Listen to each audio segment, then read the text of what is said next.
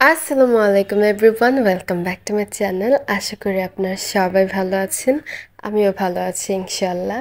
আজকে অনেক দিন পর একটা ব্লগ নিয়ে তোমাদের মাঝে আমি হাজির হলাম। তো কথা না বাড়িয়ে ভিডিওটা শুরু করা যাক।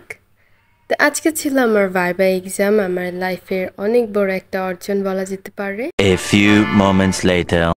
আমার লাইফের সব থেকে একটা বড় অর্জন বা একটা অর্জনের মধ্যে হয়তো এই একটাই অর্জন আমি বলতে পারি, সেটা হচ্ছে আমার এই অনার্স লাইফের জার্নিটা। অনেকটা বছর আমি এটার পিছনে শ্রম, মেধা, কষ্ট, এফোর্ট যাই বলো না কেন দিয়েছি। এর মাঝে আমার অনেকগুলো ফ্রেন্ড সার্কেল হয়েছিল যারা হাল ছেড়ে দিয়েছে, কেউ হারিয়ে গিয়েছে, কেউ আর কন্টিনিউ করতে পারেনি। তাদের মাঝে আমি একজন। মানে আমার এই যে জার্নিটা ছিল এটার পিছনে অনেক কিছু ছিল। আমার বাবা মায়ের সাপোর্ট ছিল, এফোর্ট ছিল, প্লাস এই সব মিলেমিশে না আজকে আমার এই দিনটা আমি দেখতে পেরেছি।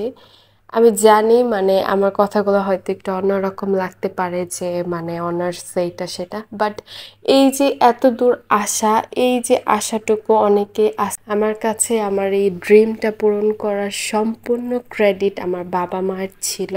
তো আজকে ছিল আমার ভাইবা এক্সাম বোর্ড, আমার শেষ এক্সাম ছিল। আমি অনেক বেশি এক্সাইটেড ছিলাম, নার্ভাস ছিলাম। এই যে দেখেন আমি ভার্সিটিতে এসে পড়েছি। আমার ছোট থেকে একটা স্বপ্ন ছিল আমি ভাইবা এক্সাম বোর্ডে আমি একটা তাঁতের শাড়ি পরে যাব, সেটা হবে ব্ল্যাক কালার। তো আমি ব্ল্যাকের ভিতরে হোয়াইট কালার একটা শাড়ি পরে গিয়েছিলাম। এখানে আমার ডিপার্টমেন্টের ওই যে ছেলেদেরকে দেখলেন না, ওরা একদম ফুল গেট আপে এসেছিল। মাশাআল্লাহ, ওদেরকে এত সুন্দর লেগেছে, একদম হ্যান্ডসাম কুল লেগেছে।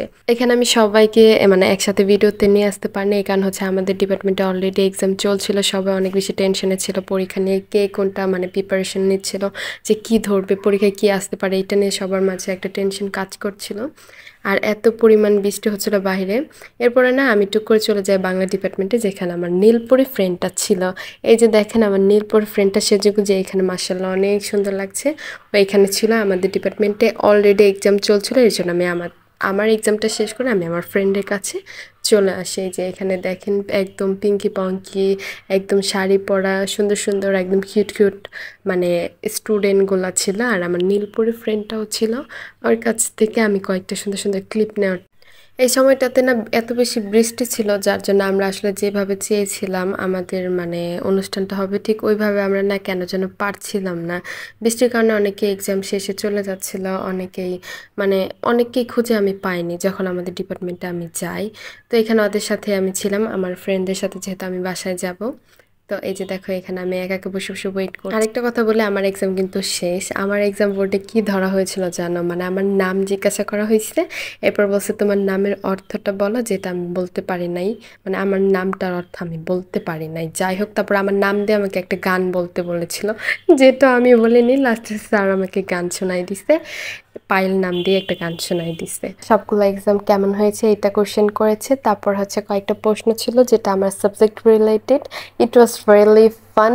আমার সব মিলে অনেক ভালো লেগেছে। আমি নার্ভাস নিয়ে পরীক্ষার হলে ঢুকেছিলাম, বাট আমার সাথে মানে আসলে অনেক ভালো একটা ট্রিট করা হয়েছে। তো এরপর নিচে চলে আসি। নিচে এসে এখানে ফটো সেশন চলছিল, সবাই মানে সবগুলো ডিপার্টমেন্ট এসে এসে পিকচার তুলছিল। এখানে না আমি আমাদের ডিপার্টমেন্টটাকেও খুঁজছিলাম, বাট আমি ওইভাবে কাউকে পাইনি। তো ওদের সাথে আমি কয়েকটা পিকচার নিয়েছিলাম। এখানে আমার ফ্রেন্ড আর আমি দেখছিলাম মানে আমাদের কয়েকটা পিকচার, যদিও একটু সুন্দর হয় নাই। আর একটা জিনিস কি তোমরা খেয়াল করেছো, আমার শাড়িটা, যেটা ভাইবা বোর্ডে সবার আগে ম্যাডাম আমাদেরকে তাকাইছিল, দেন যাওয়ার সময় ম্যাডাম আমাকে বললো তোমার এই শাড়িটা কে পরাই দিছে? দেন আমি বলছি আমি পরেছি। ম্যাডাম বললো তোমার শাড়ির আঁচলটা আর কুচিটা উল্টা হয়েছে। লিটারেলি আমি এত পরিমাণে লজ্জা পেয়েছিলাম, সবাই এখানে হেসে দিয়েছিল। মানে এরকম উল্টা শাড়ি পরে আমি গিয়েছি, কারণ শাড়ি। তো এরপরে সবাই গ্রুপ পিকচার নিচ্ছিল, স্যার, ম্যাডাম, স্টুডেন্ট সবাই একদম সুন্দর করে ভিডিও পিকচার নিচ্ছিল। আর আমার এটা ছিল ডিপার্টমেন্টের লাইব্রেরি। এখানে দেখে আমার ফ্রেন্ড বই খাতা নিয়ে একদম সুন্দর পোজ করে পিকচার নিচ্ছে। তো আমি ভাবলাম একটা ক্লিপ নেওয়ার ট্রাই করি। এই যে দেখো আমার বৃথা চেষ্টা। এরপরে বৃষ্টি থামার অপেক্ষা করছিলাম, কারণ অনেক পরিমাণে বৃষ্টি হচ্ছিল। এখানে একটু হালকা কিছু আমরা খেয়ে নিলাম। এরপরে বৃষ্টিটা থেমে যায়, তারপর আবার শুরু হয়, বাট এরকম করে করে না অনেক টাইম হয়ে গিয়েছিল। তো এখন টাইম হচ্ছে বাসায় যাওয়ার। এই যে দেখো আমার ফ্রেন্ড পিকচার তুলছেই তো তুলছেই। তো ওকে টেনে টুনে হেঁচড়ে আমি এই যে বাসার উদ্দেশ্যে রওনা দিলাম। কি পরিমাণের বৃষ্টি হচ্ছিল জানো না? এই বৃষ্টির মধ্যে সারি সুরি পরে মানে মানে কি যে বলবো, মানে কেমন একটা অস্বস্তিকর পরিবেশে পড়ে গিয়েছিলাম।